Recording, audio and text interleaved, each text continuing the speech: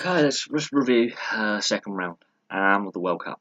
Argentina, Spain, and Portugal all crashing out, and all deservedly so. Those three teams were just not good enough at any point in this tournament for me. Spain's style of football, the tiki-taka, I think that has seen its day as an international tactic. It doesn't work at international level. Club level it may do, but international level, no. I think, yeah, teams are starting to really work it out. Hence why Barcelona's tactics have sort of evolved, and Man City will have to evolve their tactics. Otherwise, okay, yeah, they won this season. That doesn't mean they're going to win regularly. And they have been found out in individual games that their system doesn't work. Portugal, to show the lack of depth they have outside of the last of the golden generation, which is Ronaldo and Quaresma, when they retire, there is an issue then with depth. Ronaldo and Quaresma came to the Portugal side when Maniche was still playing, and Figo and Deco and players of that ilk, Nuno Gomes. All those players have long gone and retired from football. They're the aftermath, they're the leftovers of that team from 14 years ago at the Euros in 2006. That's the remnants of a really great Portuguese side. And it's a shame, but they haven't developed enough good, talented players in the last decade and a half. They just haven't. That's an issue for Portugal. Argentina just playing players out of position, not playing the best players. Um, Big problems with Argentinian football, both domestically and the players that play in Europe. Um, Real big issues. I don't think Sampaoli stays in a job. I think we have seen the last of Messi at an international tournament. Probably over Guerrero as well. They have issues in goalkeeping depth. The fact that their second string goalkeeper had never played international football. Yes, he's 31, he's experienced, but he's never played at the top international level ever. And Willy Caballero was only brought in for the friendlies and the final. Big issues there, goalkeeping. That's something that they need to address, and urgently. And the teams that got through, yes, we had 3 penalty shootouts, but no goalless games, which is good. And some of them were really, really entertaining. High scoring, some of them, others weren't so high scoring, but still entertaining. Brilliant knockout games. The VAR has some talking points, though. In the last 2 games, the Sweden-Switzerland, the VAR got the decision right. Length of time. The referee initially gives a penalty, and it is a free kick, and we're talking half a yard in or outside the box when contact is made. And at full speed, it looks like a penalty. But it takes 4.5 minutes to get the review done. Issue. It didn't need that many replays. It was very obvious it was outside the box. Give the free kick quickly. Get on with it. Too long that took. That really took a long time, unnecessarily so.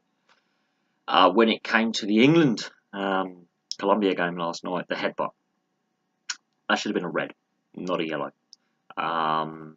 Referee mishandled that. I remember when Zidane headbutted Materazzi, straight red. I wasn't aware that a headbutt to anywhere on the body is anything but a red card. So it would be nice for the organisers and FIFA to clarify what is violent conduct these days, because that was clearly violent conduct and he was allowed to stay on. Also, the players crowding around the referee to ask for VAR as well. I don't know, I can see players getting booked for that. That's something that needs to be cleared up.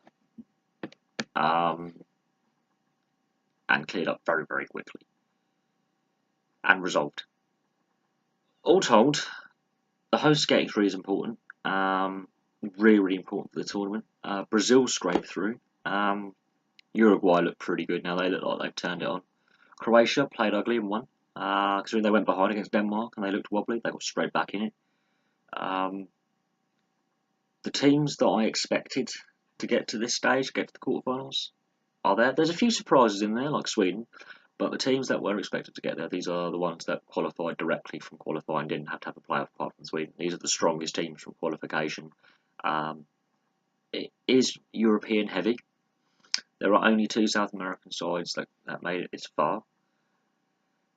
It is a very European heavy quarterfinals. I'm still going for an all European final. I can't see anything but an all European final. The South American teams haven't played well at all at this tournament. Neither have the Asian teams either, and the African teams were also really poor. I'm going for an all-European final. I also think the weather conditions are having a huge impact on games. Huge impact. High heat, high humidity. And yes, thankfully today here in the UK it's a bit cooler. We've got a bit of cloud cover, a bit of more refresher breeze. There could be a chance of a few light showers of rain for the first time in a couple of weeks. We haven't had rain in my part of the UK for 2 weeks. The conditions are still very similar in Russia, very hot, very humid.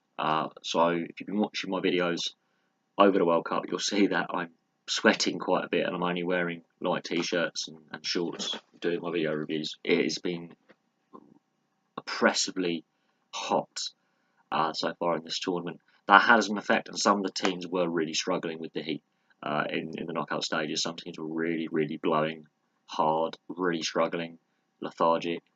Um, I can see the heat continuing. This summer's been very hot, very dry, very humid across Europe, not just here in the UK, but across from Western Europe all the way to Eastern Europe. It's been a very oppressive heat of a summer, and it's expected to continue for quite some time yet. So I'll look for that in the quarterfinals to have an effect.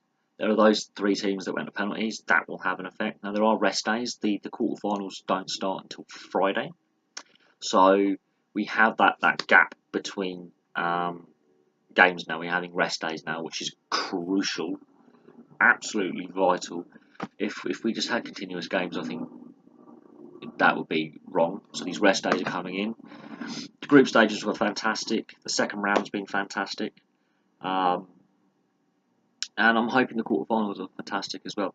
I did note that when teams were taking a bit of sting out of the game, fans were not happy with it. Fans are expecting goals and expecting entertainment. And we've only had the one goalless game so far. So there you go. That sums up this tournament. The goals per game average is up. Penalties, we're breaking the penalty records. There's been more penalties than ever before. VAR has got something to do with that. There's more goals from set plays, from direct free kicks. So it's down to pure bending the ball around the wall and beating the goalkeeper. Goal scoring is up. The goals per game average is up. And I will look through all the results and calculate, and I'll work it out at the end of the tournament what the goals per game average is. But it's definitely up. For the first time since 1970, it's up. Anyway, thank you very much for watching my review of the second round. Quarterfinals are looking excellent. Spain, Portugal, Argentina, all crashing out. And Mexico as well. Teams that you would have thought may have gone further, especially this Mexican side. They were doing really, really well in the group stage. Really disappointed in those 4 teams and the failures that they've had. And they need to really look at themselves in the mirror and go, do we need to change tack and quickly? But all the other teams that got through, I think, deserve to be there. Sweden, I think, are the weakest team that have got to the quarterfinal stage because they had to get through via a playoff. And it's a European-heavy round of last day. So there we go. Anyway, thank you very much for watching. Please like, subscribe, place your comments below, and I'll have some more videos for you soon.